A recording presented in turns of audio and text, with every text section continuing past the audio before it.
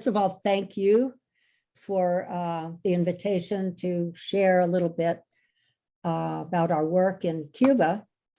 We'd like to introduce you to our favorite places, tell you about our conservation projects, and let you meet, even though virtually, some of our Cuban friends by way of this PowerPoint presentation.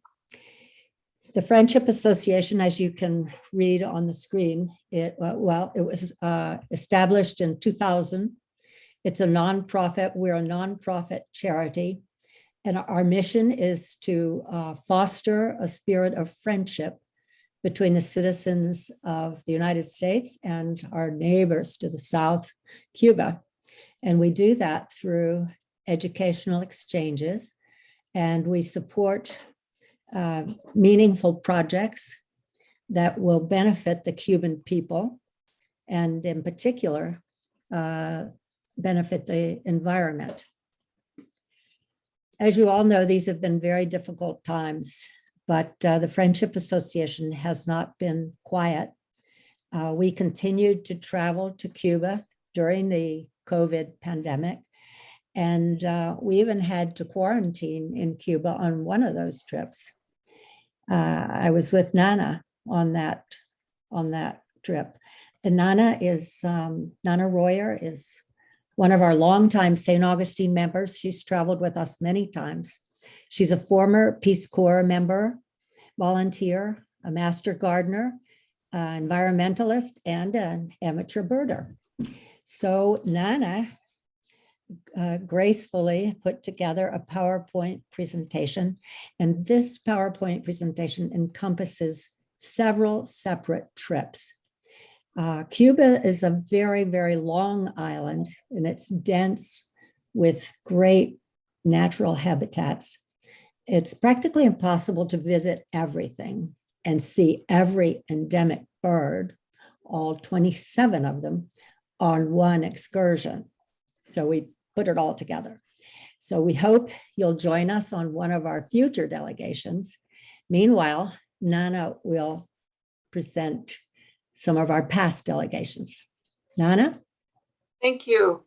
And I have recorded the narration of this. So please hold your questions until the end. It runs for about 40 minutes. You can write your questions down or place them in chat and we'll get to them later. I see there's already a hand up. Does someone want to say something? Richard? You're muted though. His hand might still be up from the vote we just had, so I think we can just go ahead. Oh, okay.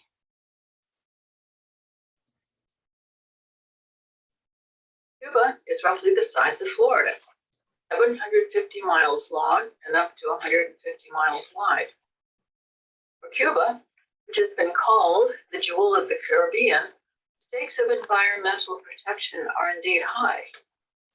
The Cubans have a lot to lose in terms of biodiversity, marine and coastal habitat, and fish populations if they don't do things right moving ahead. Cuba is the most ecologically diverse island in the Caribbean, more than 10,000 endemic plant and animal species. The country's coral reefs span 1,000 square miles and represent a third of all reefs in the Caribbean. Cuba's healthy marine ecosystems are crucial for regional coral larva dispersal and fisheries production that not only benefit the Caribbean region, but also the southeastern United States. Quoting the executive director of the Cuba program at the Nature Conservancy, quote, "It's not a secret that Cuba has some of the best preserved land and waters in the Caribbean," unquote. It has carefully sought to protect its natural environment over the years, aggressively declaring protected areas. Cuba's commitment to conservation began in 1992 at the Earth Summit in Rio, when Castro announced that his government would confront the ecological destruction threatening our planet.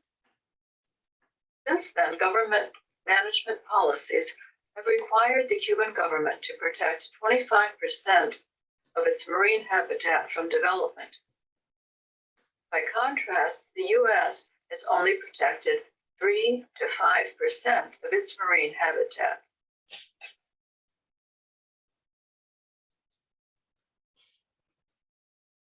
Not all rosy, though. Cuba's environmental record isn't perfect. While its policies may look good on paper, implementation has been a mixed bag. The country's aging infrastructure has hurt wastewater treatment, agricultural land suffers from soil erosion, have altered water flows, and fragile coastal estuaries. One zoologist at the Wildlife Conservation Society says that although development poses a threat to Cuba's ecology, nevertheless, the nation stands head and shoulders above anywhere else in the Caribbean in terms of government support for conservation. Here you see a map of the protected areas of Cuba.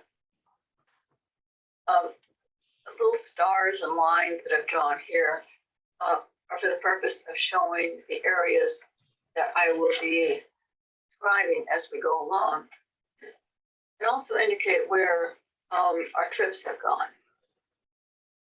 The star of the show is Baracoa. Here in the extreme east of Baracoa is from the tip is my sea. We head west to infamous Guantanamo, further west to Santiago, which is the second largest city. And then we'll be heading northwest here and to here to a couple of the ecological reserves. We head west to Viñales, and then back east to Juan, La Cienega, and then to Havana. You can see that there are a lot of protected areas. In fact, there are 211 identified protected areas in the country, which encompass about 22% of the country's territory compared to 12% for the US. The percentage of safeguarded environment in Cuba is among the highest of any nation. They fall into the categories of national parks, national reserves, ecological reserves, wildlife sanctuaries, natural protected landscapes, and managed floral reserves.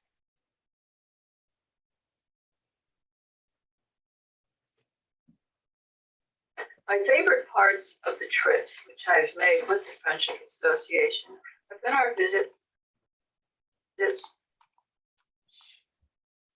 Oops. Sorry about that.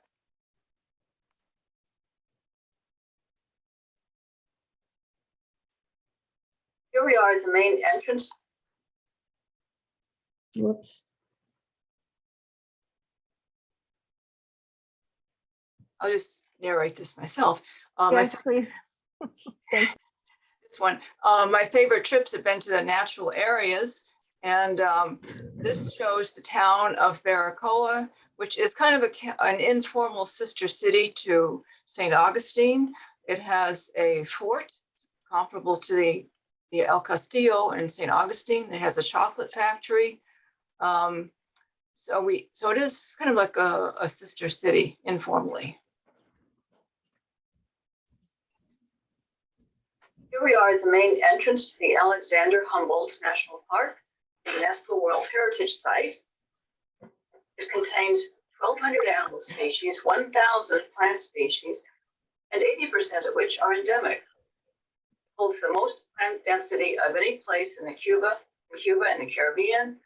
It has more endemic species than almost anywhere else on the globe. Here we are in Taco Bay, which is one of the main entrances to the park. On our excursions to the area, we always include a stop here where we walk around and take a look at a beautiful setting. And here we are in the park.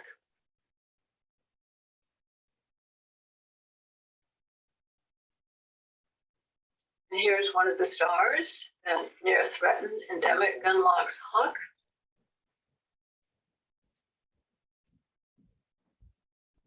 Here's our group on one of our several hikes crossing a stream.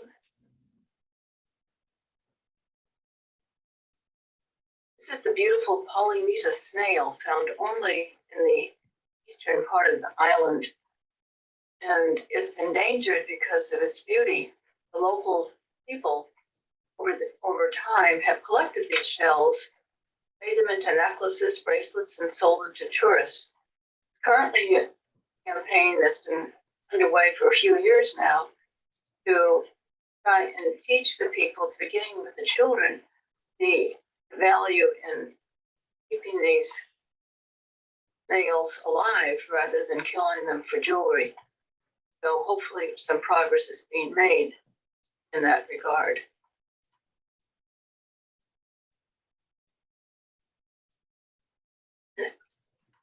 This coloring book was published by the Friendship Association to help educate children, help them understand the beauty and the vulnerability of the polymeta.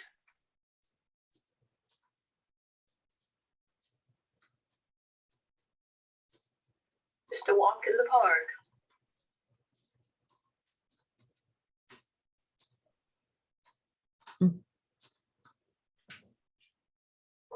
Here's one of the favorite birds in Cuba, the Cuban tody.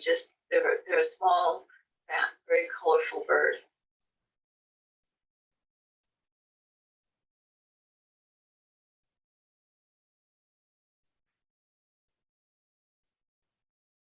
Here's a meal that was served to us following the hike in the park.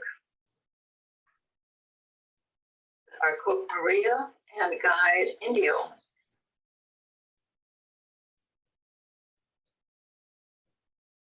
This book was written in collaboration between the Friendship Association and the Cuban biologists. This is the English version that just came out. We made this trip just over a year ago. Spanish edition had already No, I don't have any wisdom for you. This is the Friendship Association's latest coloring book of the Almaquí. In English, it's the Solenodon. The Almaquí is a primitive insectivore that was almost decimated by non-native predators years ago, mongooses, dogs, and cats, animals that were brought over by the European colonizers.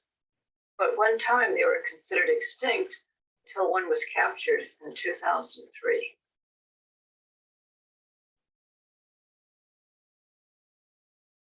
And here we are in our bus.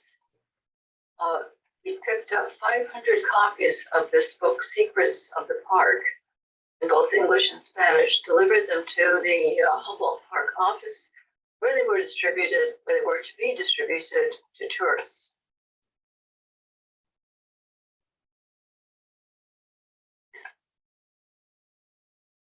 Here you see the endangered Cutia.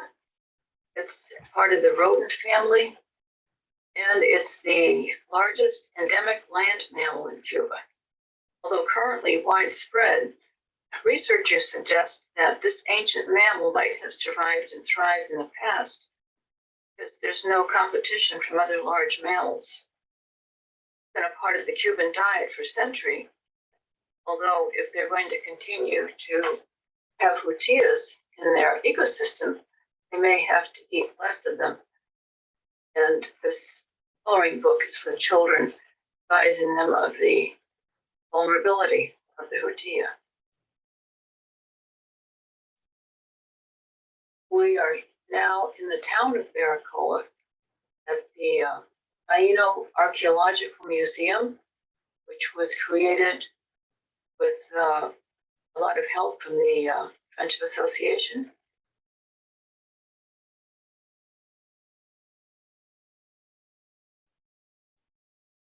Here's the outside of the museum, which the museum is basically a pretty good sized cave.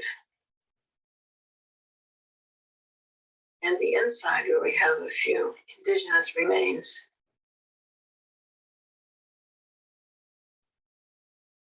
Baracoa Urban Garden. This is one way that the Cubans are beginning to eat more vegetables through these individuals who are growing them in their on their property and through community gardens.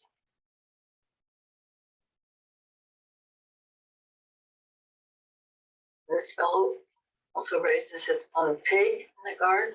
And here are the worms, the castings of which are used for fertilizer. One day I took a walk down to the beach, and on the way, this young boy came up to me and had this cloth wrapped all the way around him and asked if I would like to see what he had underneath. So I did, and this is what he had. He wanted to sell it to me. I said, well, first of all, I can't get it on the airplane. Second of all, what you're doing is illegal. You shouldn't be capturing these birds. You should be letting them stay free. If I'd had my wits about me at the time and some money, I could have purchased it and then released it to the park office, where they could have taken it back into the jungle. Here is one of the books by the Friendship Association that describes the importance of the Cuban parrot. It's a protected area that's just outside of Baracoa, which contains caves with taino, pictographs, and petroglyphs. There's a lot of walking involved through the jungle. Get to it. And northeast of town is this area called the Yumuri Canyon. It's a protected natural landscaped area where we drove out into these boats, and we were taken out to the river where we walked and swam. After which we came back for this wonderful lunch at this private home that caters to eco-friendly groups.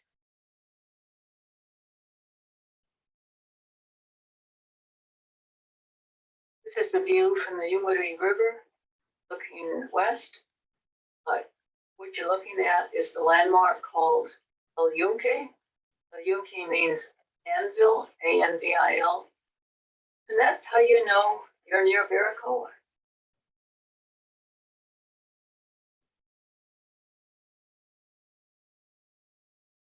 And here we are, the map of the island.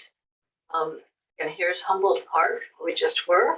Here's I see where we're going next. We took a bus to this ecological reserve, the far eastern part of the island. Flora and fauna, very desert-like conditions here.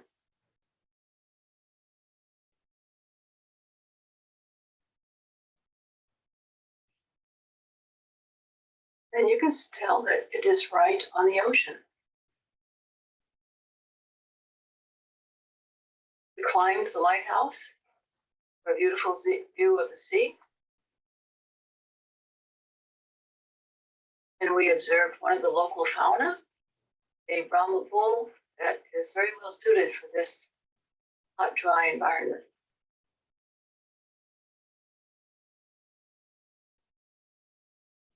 This is to show that they do have solar energy. There's not a whole lot of it right now, but this was in 2012. It was about 4% of the overall production. I imagine it's quite a bit more now. Just a unique site. We made this stop in Guantanamo several years ago, and it was one of my favorites. This is a ecological processing center of urban waste, which was transformed by Urania Martinez Garcia from a toxic waste dump into a community resource. Urania lost her daughter to leukemia. She was convinced that the disease was caused by environmental toxins from the burning of plastic and hospital waste in a nearby dump. Few people thought she'd be able to turn the toxic dump site into an eco-friendly haven. She became a local hero in Guantanamo. She helped hundreds of local residents learn how to grow food efficiently while using organic and sustainable materials from the dump and from their own trash. Here she transformed these bottles into a drip system. Her idea was to clean up the dump by organizing it into organic and inorganic piles and use the organic material to make compost, which would be used to plant fruit trees. The inorganic materials would be stripped down to the core and resold for compost. Meanwhile, her organization earned the support of the Cuban government. Pollution declined considerably in the area, and otherwise unemployed citizens found work, converting the dump into resources that helped them improve their quality of life.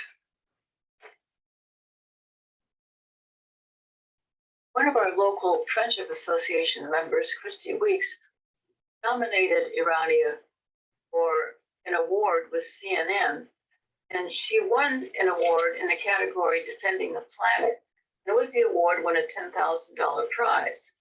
However, due to US travel restrictions, she was unable to go to New York to collect it.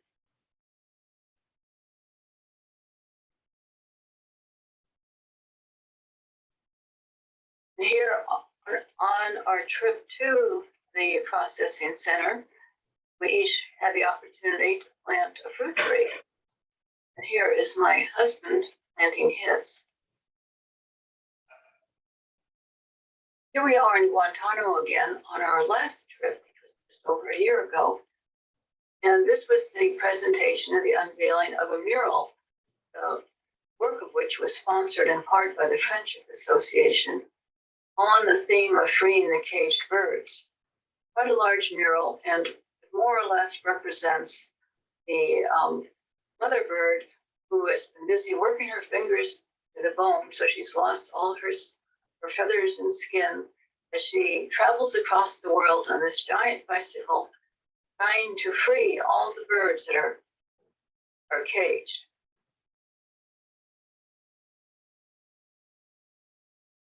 And speaking of caged birds, here is a not uncommon scene on your local street.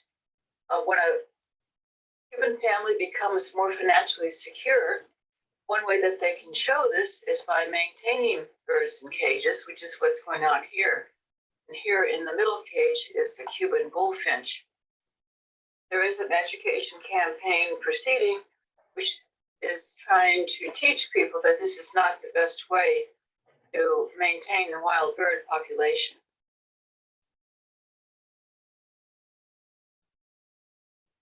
This computer screen is part of a talk that we attended on the illegal bird trade in Cuba. While in the US, the biggest threat to birds is habitat loss. In Cuba, the biggest threat is the illegal pet trade.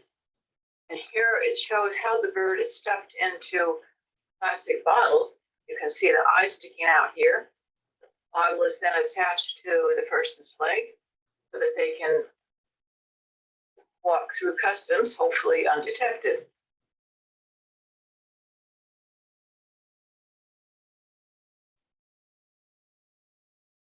And here's a mural showing the Mejor Volando campaign, Better Flying. Say no to the contraband of wild birds in Cuba, trying to draw attention to the illegal capture and trade of wildlife.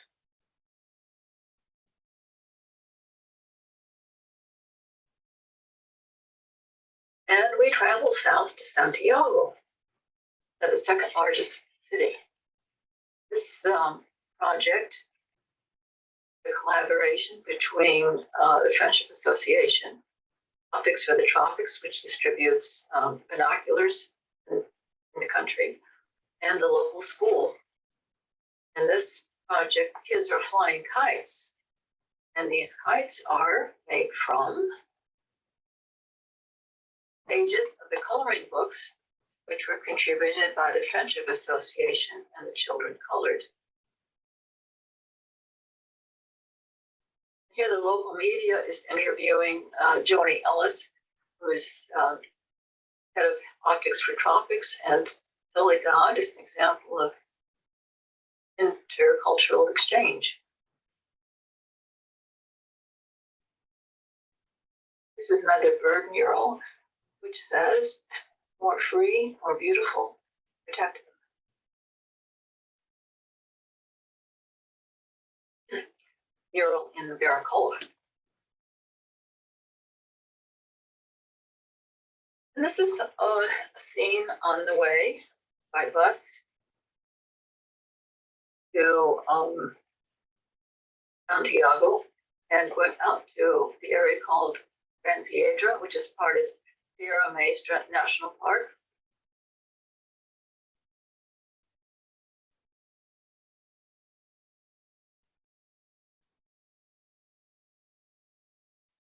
This happened before. We get out to the park and we have the opportunity to walk with this staircase up to the highest point in the park.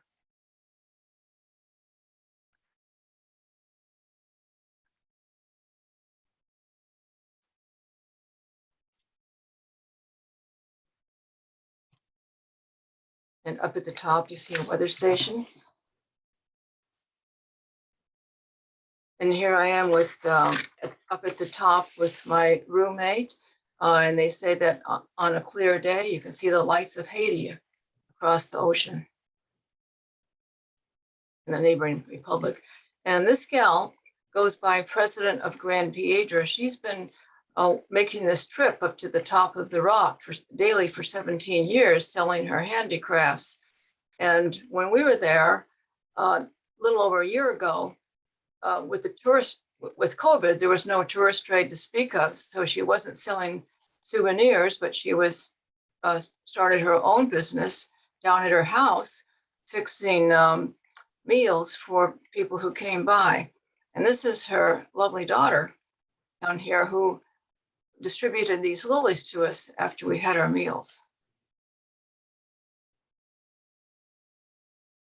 And these are children who are doing some coastal restoration by planting mangroves. And at the same time, they are getting an education in the local endemic birds. So it's 2 for 1.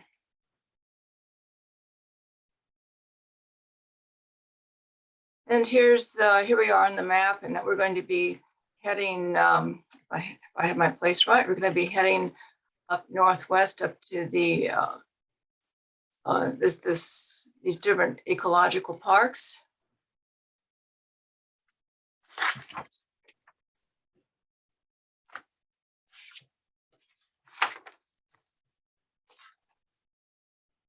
These reserves seem to crop up all over the place.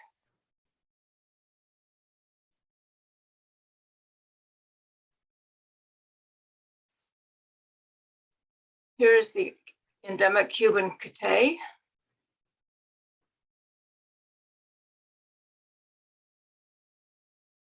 The Western spindalis and the West Indian woodpecker. They're not great photos, but I was happy to get them. We did see quite a few of these Cuban pygmy owls. Self-explanatory.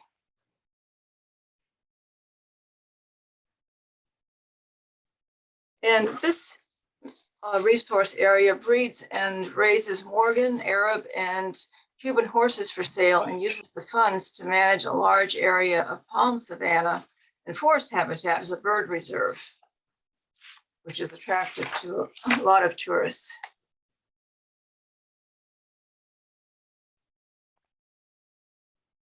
And we're on a bird watching trip led by Michael, who's right here. He is a naturalist. And he pointed out the Cuban parrot up here. It's not yet endemic, but it's on the way to becoming, because it may be designated a subspecies. And we did see the bare-legged owl.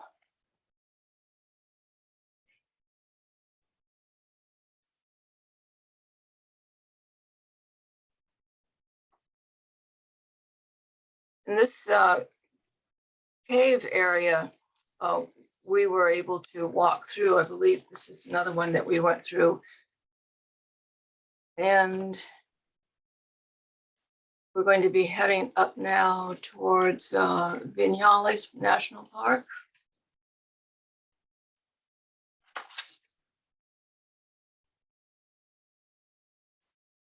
This is another UNESCO site. These are called mogotes, and they're conspicuous limestone cliffs, and they rise like islands from the bottom of the valley. They can get up to 300 meters tall. They're very impressive looking. These solar panels were running the hotel where we were staying.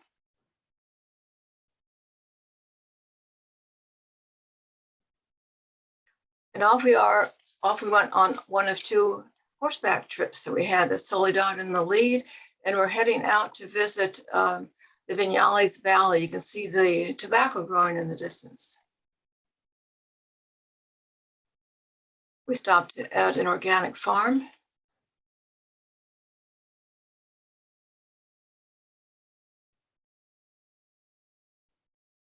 And here are a few of our group who opted to go by horseback.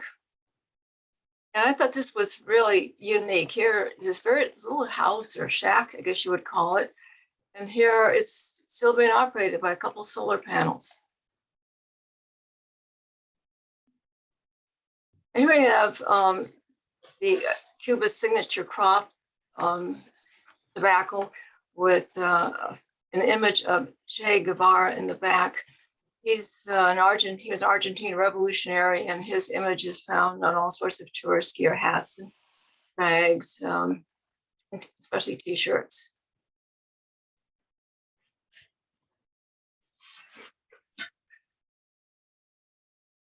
Tobacco curing.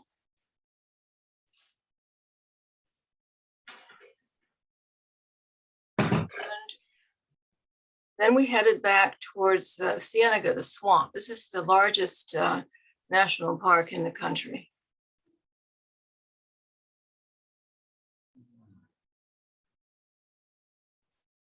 And here we have a couple of pretty well-known birders with us. This is, we're off on a birding trip. And this is Nils Navarro. He's one of the best known birders in Cuba. He's written at least one or two books on the topic. And this is Paul Basich, who's from Massachusetts, who came along with us. And here I am with Nils, with one of his books. And he's wearing the Cuban toady.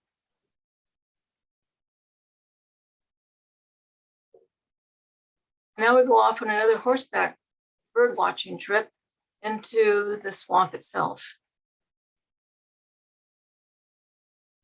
And we stopped at this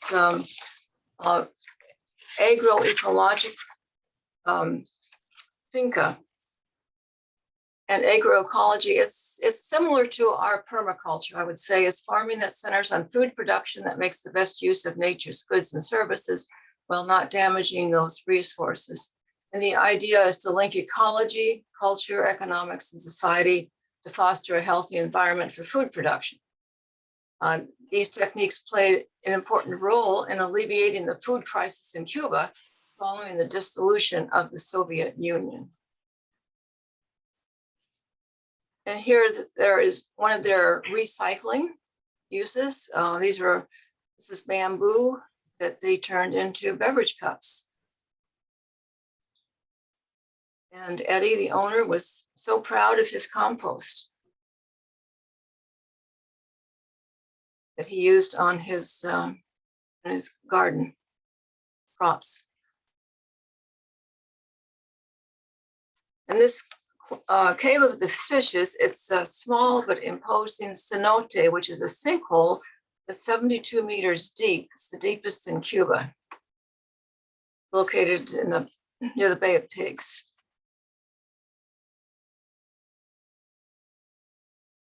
It's a hole with water, flooded, surrounded by vegetation, which forms a natural pool of crystalline and still waters.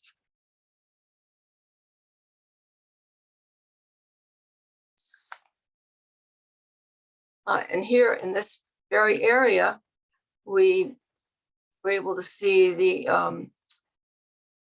endangered blue-headed quail dove. Actually, we were able to do this because our guide brought along some birdseed, which he scattered to attract them.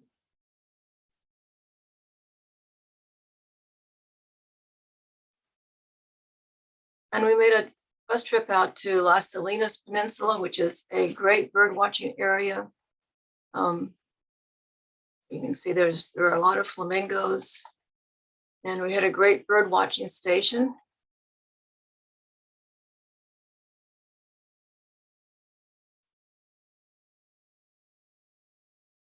And we were able to see all kinds of birds, from the Cuban blackhawks, to the brown pelican, to the flamingo. All sorts of migratory waterfowl rest and feed there.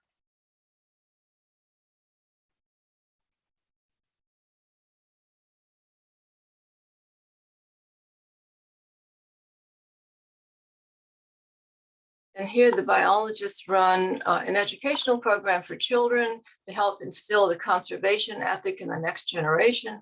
And they use donated materials like these beautiful books that are donated by the Friendship Association.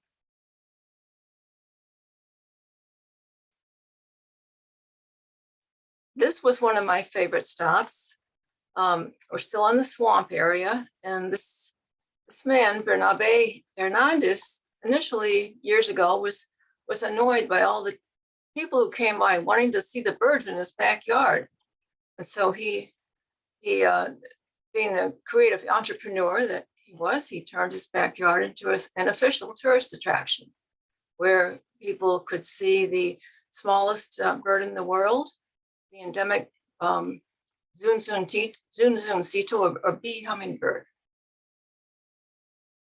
They had these flying around as well as the Cuban emeralds,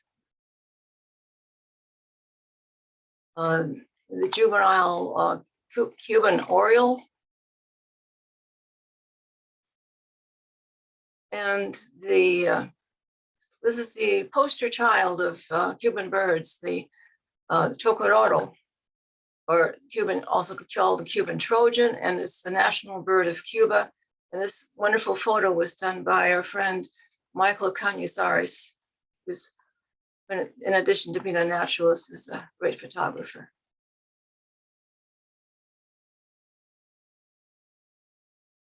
And now we're in Havana. This this shows that even in the biggest city in the country, you can still find a lot of vegetation. Just a little forest area in a city park. Another one of my favorite spots is the Angerona coffee plantation, which is a national monument, which is not too far, a couple hours from Havana. And here there are ruins of an old coffee plantation, which was begun in the 1800s by this German Cornelius, who ran the plantation with this Haitian woman, Ursula. And the enslaved people there were supposedly better treated because Ursula was their manager. And the current curator of the museum is Reynaldo Barbone, and he wrote a book, a novel about the goings-on in the plantation called The Virtue of Silence, which I have read and really enjoyed. And here, whenever we make a trip there, we always plant a tree. And here's Barbone and Joni Ellis with Optics for Tropics. There are various engineering innovations that Cornelius had at the plantation, and this is the cistern. And on the way back to Havana, we saw the sugarcane in bloom. We did make on one of our trips a visit to Matanzas, called the Athens of Cuba because of its culture. We visited this cave. Much of Matanzas is underlaid with cave.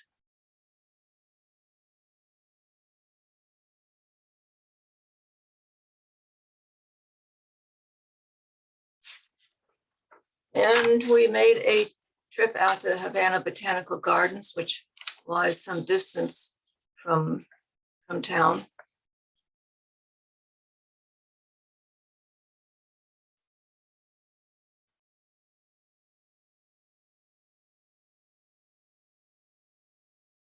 And also made a visit to the Botanical Garden of Cienfuegos, founded in early 1900s by an American in the sugarcane business, and he imported a number of exotic trees from all over the world.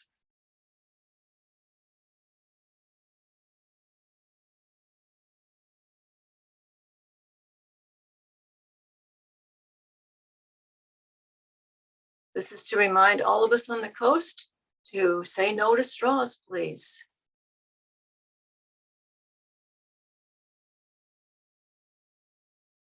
And this is your last slide, and thank you very much for your attention.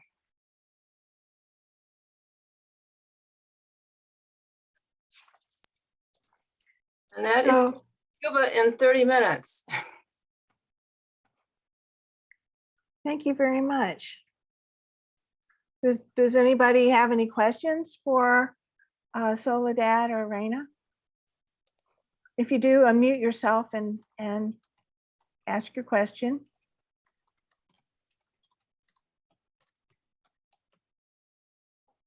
Were a lot of the preserves Castro's own personal gardens or preserves? I remember seeing a show about that, and I just wondered what happened now that he's gone with his personal gardens, and also water that he had preserved as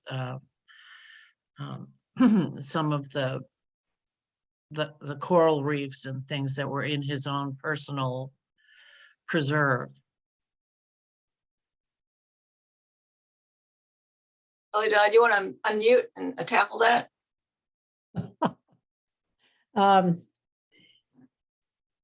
The only area that I'm truly aware of is was a game preserve that was created after the revolution, and it's a little bit north of Baracoa.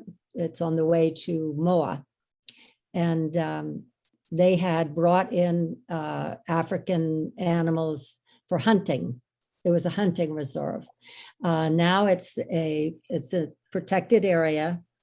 I think there are 1 or 2 zebras still running around, and a few others. There were a couple of South American parrots, but otherwise it's a protected area, and people go there for lunch or something similar. I think there's a small hotel, but as far I think that's the only one I know of that was particular to Fidel Castro. But I'd be happy to look it up for you or check it next time I go to Cuba. Oh, well, I'll look up more of it myself. I just, Good. but thank you. This is very interesting.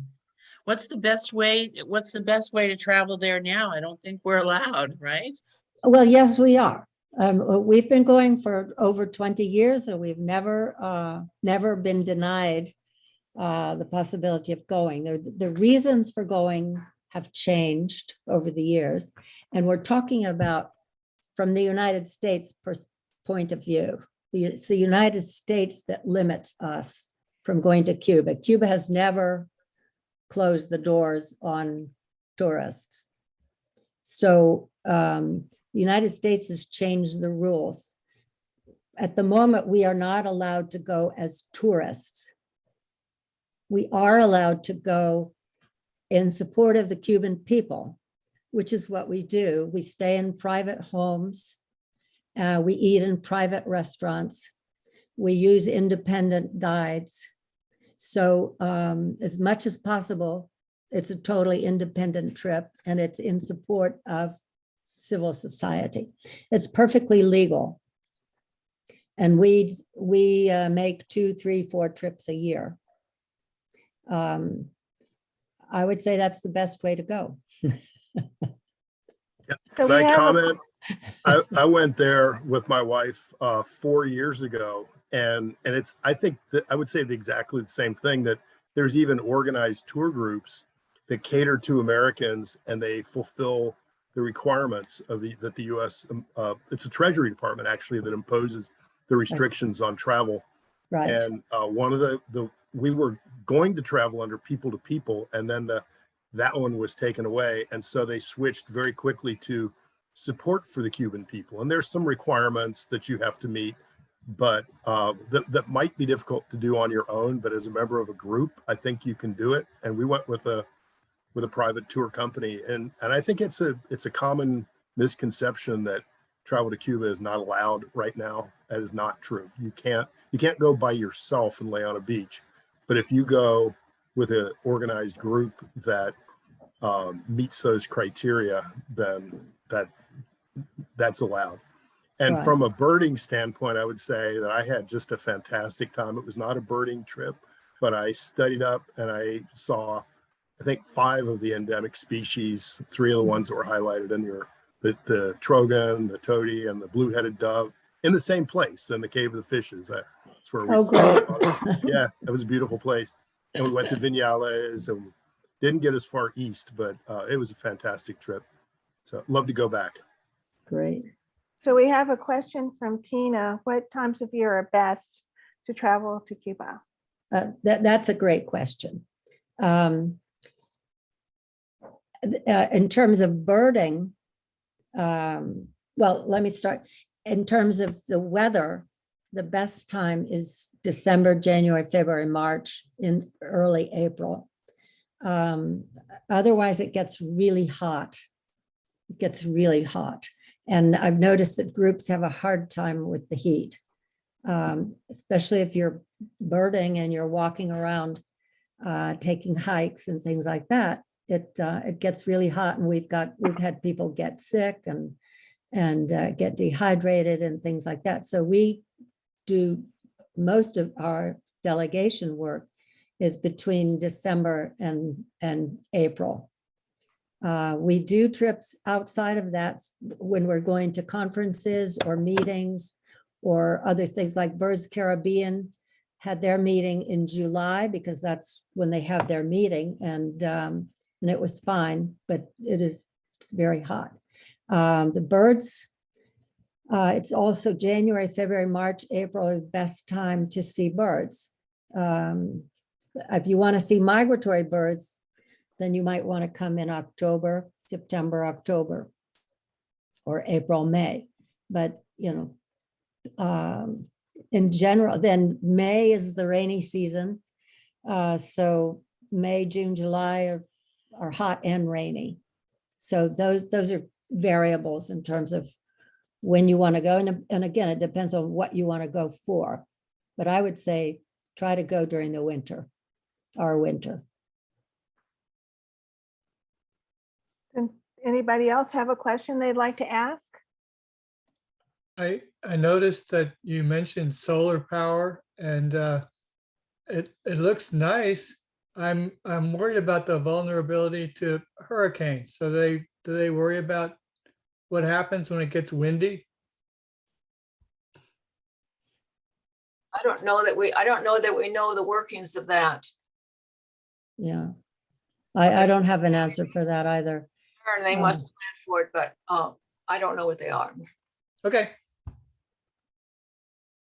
Well, thank you very much, Dana and Soledad, for sharing this experience with us. And I think we all have Cuba on our list to get to one time or the other. We'll just have to figure out how to go with you or with another group and see the beautiful resources there. And that's our neighbor. It's well worth going to, especially if you're going with Soledad. She's a great leader. Thank you, Nana. We have fun. We have a great time, and we have great bird guides in Cuba who are terrific. And we've never, in fact, in terms of getting endemics, we get 23, 24 out of 27 endemics. And that's a pretty good ratio, I think. And First and class we've never ratio. had, yeah, we've never had a complaint from any of our bird tours. So Very good. Well, thank you very much for coming and speaking to Tampa Audubon, and everybody will see you on a field trip or out in the field somewhere, or a work day, or next month. So best wishes, and everybody stay well. thank you. Okay, thanks. Thank you. Great program. Really That was enjoyed good. it. Yeah, Thank great you. program. Thank you very much. And maybe I'll contact you about organizing an out-of-country trip for Tampa Audubon. I'd love it. That would be terrific. Terrific. I'd Let's enjoy it, do yeah. it. Let's do it. I'm If thinking of you're the on- future. We need some more. If I Ready. could just say, if any of you are on Facebook, the Friendship Association, we have a Facebook page. And Soledad, you might want to give the Friendship Association website. Okay, friendshipassociation.org. There you go. Easy, Friendshipassociation.org. easy peasy. Thank Got you all my again. phone. Thank you all. Thank you Thank so you. much. Thank you, everybody. Bye. Bye-bye. Thank you, Nana. Thank you, Soledad. You. Thank you. People ring out. All right. All right, everybody. I'll stop the recording. Boop, boop, boop. As soon as I find the stop recording button, there we go. Stop.